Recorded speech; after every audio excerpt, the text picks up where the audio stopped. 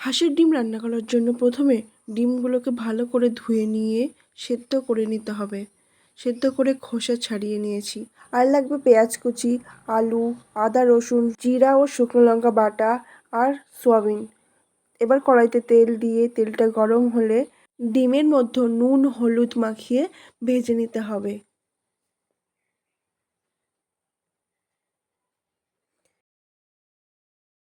ভাজা তেলের মধ্যে সয়াবিনগুলি ভেজে নিতে হবে।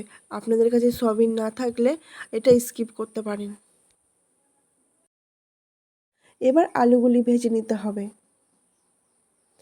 আলুর মধ্যে সামান্য নুন হলুদ মিশিয়ে আলুটা ভালো করে লাল লাল করে ভেজে নিতে হবে।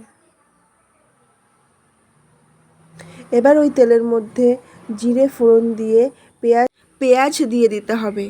পেঁয়াজটা ভালো করে ভেজে নিতে হবে। পেঁয়াজটা ভাজা হয়ে গেলে ওর মধ্যে আদা রসুন শুকনো লঙ্কা ও জিরা বাটা নুন হলুদ ও সামান্য জল দিয়ে মশলাটা ভালো করে ভেজে নিতে হবে।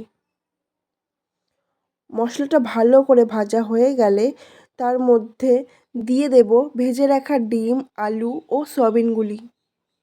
এবার ভালো করে কষিয়ে নিয়ে তার মধ্যে পরিমাণ মতন জল দিয়ে দিতে হবে। এবার ভালো করে ফুটিয়ে নিয়ে তার মধ্যে গরম মশলা বাটা দিয়ে নামিয়ে ফেলুন।